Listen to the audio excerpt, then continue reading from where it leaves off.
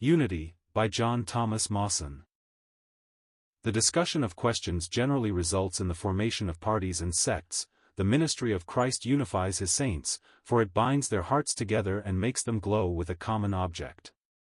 Questions will arise as long as the church is here below, for the devil will not cease his efforts to scatter the one flock, but if these questions are brought to the light of God's all-sufficient word, which is able to elucidate every one of them, and approached from the standpoint of how they affect the glory and heart of Christ, in dependence upon him, and not from the standpoint of tradition or precedent, or in self-will, they will be rightly answered and the devil's malicious intentions be frustrated.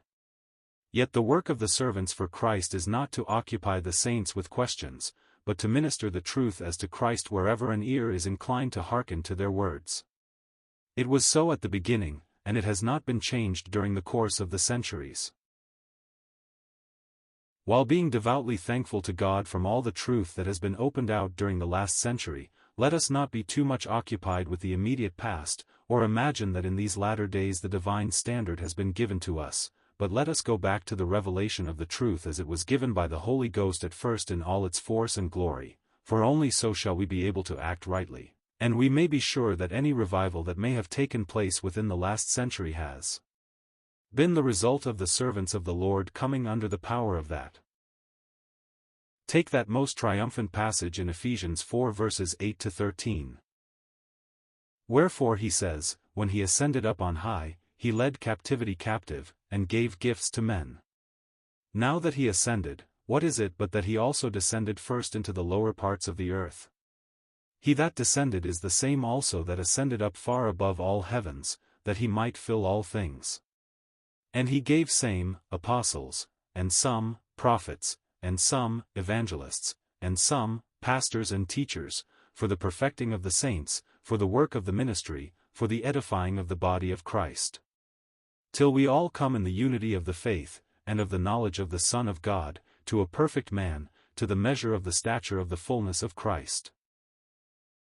Mark well these expressions, for the perfecting of the saints, for the work of the ministry, for the edifying of the body of Christ. Are these things not worth laboring in and for? This is the greatest work that is being done beneath the heavens today. We say it without fear of contradiction, this is the greatest work that is being done in the universe at this moment. No empire on earth, no matter how great its might or righteous its cause, is prosecuting so glorious a campaign as this, if we may be allowed to adopt military phraseology, of which the great leader is our victorious Lord in heaven, and of which the power is the Holy Spirit of God on earth.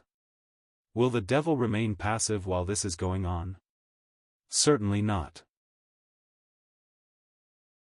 Of old he tried to hinder it by persecutions, but these frontal attacks only served to further the truth. The blood of the martyrs was the seed of the church, and the tribulation only made the saints of God value the more the blessed unity into which he had put them. The public persecutions have ceased, but let us not suppose that the enemy has been driven from the field. To do so would be to blind our eyes to his diabolical strategy.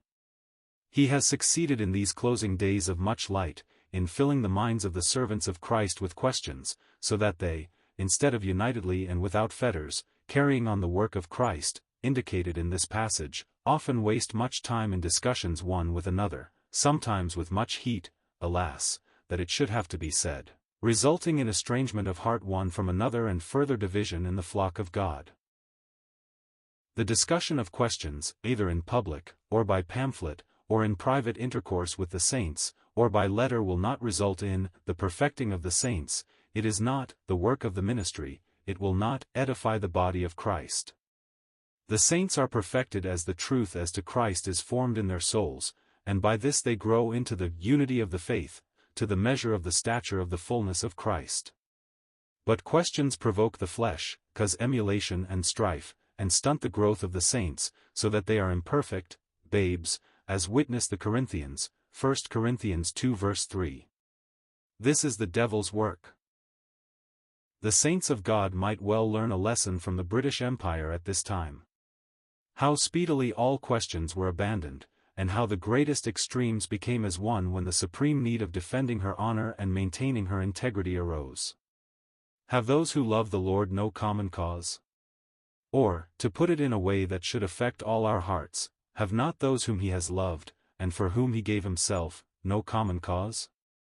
It was said in our hearing recently, nothing would be so calculated to produce practical unity amongst the saints as an outbreak of persecution. We did not question this, for we are more than a little selfish, and while on the one hand the sorrows of others might draw out our sympathies, we should be glad to have sympathy in our own. And beyond that, the flying to one common help in trouble would throw us more together, and perfectly right too. But is there not something higher than this? What of the glory of our Lord and the truth? In these last days, as never before in the Church's history, the enemy has attacked our holy faith.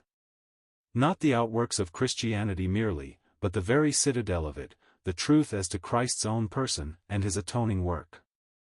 Ought not the love that he bears us, and his own glory, which is surely more dear to us than life, have made us, because of these attacks of the enemy,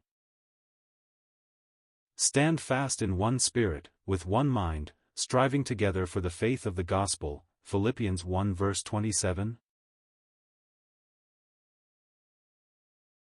Who could imagine, by way of illustration, the British soldiers in the fire-swept trenches forgetting the great conflict and quarreling with each other, or wasting their time in debating questions, or refusing to succor each other in their need, or withholding words of cheer or of good news which was their common right?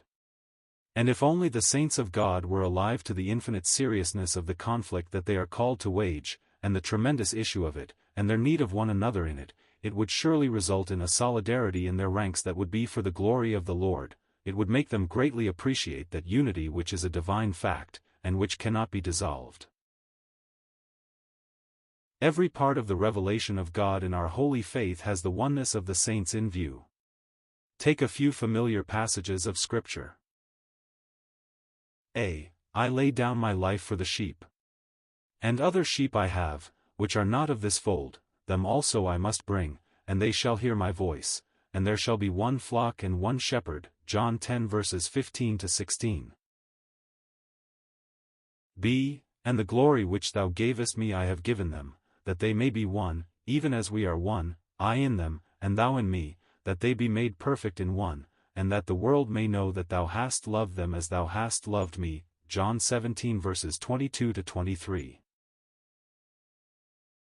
C. For by one Spirit we are all baptized into one body, whether Jews or Greeks, whether bond or free, and have been all made to drink into one Spirit. 1 Corinthians 4 verse 13.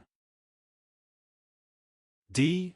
Wherefore he says, when he ascended on high he led captivity captive, and gave gifts to men, till we all come to the unity of the faith, speaking the truth in love, we may grow up into him in all things, which is the head, even Christ, from whom the whole body fitly joined together and compacted by that which every joint supplieth, according to the effectual working in the measure of every part, makes increase of the body to the edifying of itself in love. Ephesians 4 verses 8 to 16. A. The Lord gave up his holy life, passing down into the darkness of judgment and death that his saints might be one. Was his death in vain? Impossible. The saints of God are one flock. B. The glory of sonship has been given to them that they might be one, given to them in a new and inalienable life and title.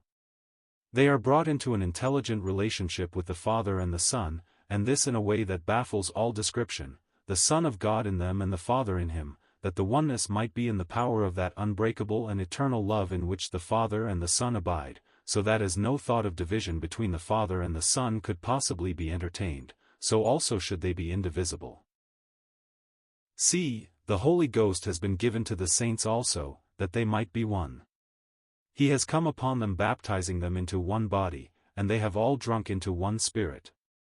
So that they are no longer feeble and isolated atoms fighting their way against storm and wind and tide to the glory, but they are one body by the power of the Holy Ghost. Being in that body, it might be said that they are in the Holy Ghost, and the Holy Ghost is in them, so that as you cannot divide the Holy Ghost, for he is one, so neither can you divide that body that he has formed. D. And Christ in glory is the head of his body on earth, and every member of it has been formed in him, so that each one, in the virtue of the life and grace that it has in him, may contribute to the self-building up of the one body in love. These are great truths. Shall those who profess to know them practically falsify them by a sectarian spirit, or by withholding them from those who do not know them, or only know them imperfectly? Or prevent the effectual working of this divine organism by raising needless questions and divisions amongst saints? Nay. If these truths are known, they must be obeyed, and ministered wherever a listening ear can be found. And if any who know them act otherwise, they will speedily lose the joy and the power of them. Contrast with the foregoing scriptures the following: the wolf catcheth them, and scattereth the sheep, John 10 verse 12. For ye are yet carnal, for whereas there is among you envying, and strife, and divisions, are ye not yet carnal and walk as men? 1 Corinthians 3 verse 3. Now the works of the flesh are manifest: fornication, idolatry, strifes, contentions, disputes, schools of opinion, murders, into what terrible company the sectarian is here put, and mark the declaration of the Holy Ghost, as to which I tell you beforehand, that they who do such things shall not inherit God's kingdom. Galatians 5 verses 19-22, New Translation. It is evidently a fleshly and devilish work to scatter and divide the saints of God. May our souls shrink with horror from having any part in it. But to return to what we said at the beginning, the practical abiding in this unity can alone be maintained as Christ is before the soul. We have a song, one line of which is, "All the mind in heaven is one." But that is because Christ is everything to all. Ministry in the power of the Holy Ghost, according to John 16 verses 13-15, will perfect the saints in this now, and nothing else will. Questions distract, doctrines, apart from this, harden, but by the ministry of Christ the work of the Holy Ghost proceeds and the body of Christ is edified. May this be our great object now and henceforward.